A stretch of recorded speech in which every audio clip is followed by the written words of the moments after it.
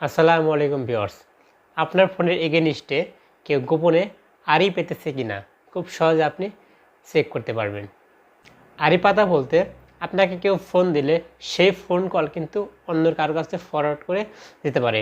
আমাদের একটা সেটিংস আছে যেটা করে দিলে আপনার ফোনে যে কেউ কল দিলে সেটা কিন্তু ট্রান্সফার হয়ে অন্য কোনো ফোনে চলে যাবে, অর্থাৎ আপনার ফোন কল কিন্তু অন্য কেউ শুনছে বা শুনতে পারবে।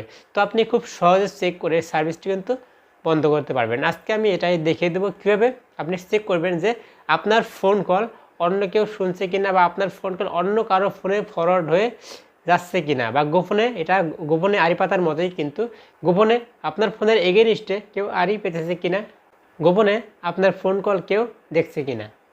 তো ভিউয়ার্স, এখন আমি দেখাবো খুব সহজে কীভাবে সার্ভিসটি চেক করবেন। তো এজন্য প্রথমে ডায়াল প্যাডে গিয়ে আপনি উঠাবেন *2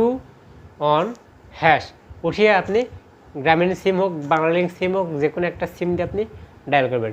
ডায়াল করা মাত্র কিন্তু চলে আসবে কোন কোন নম্বরে ফরওয়ার্ড করা আছে। যদি ফরওয়ার্ড করা থাকে তাহলে দেখুন ভয়েস লেখা আছে, এখানে নম্বর থাকবে। আর যদি ফরওয়ার্ড করা না থাকে তাহলে কিন্তু এখানে কোনো নম্বর শো করবে না।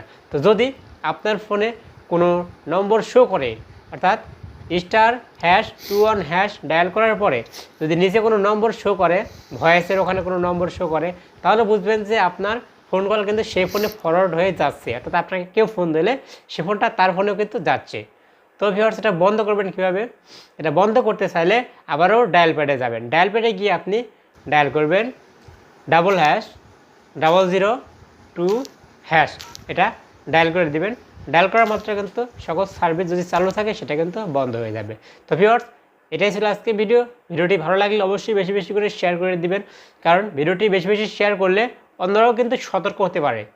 এই ভিডিওটা দেখে অন্যরা কিন্তু এই কাজটা শিখে সতর্ক হতে পারে, যাতে করে এরকম সমস্যায় অন্য কেউ না পড়ে। তো ভিউয়ার্স, আর কথা বাড়ালাম না, আজকের মতো এখানে শেষ করছি। সকলেই ভালো থাকবেন, সুস্থ থাকবেন। আল্লাহ হাফেজ।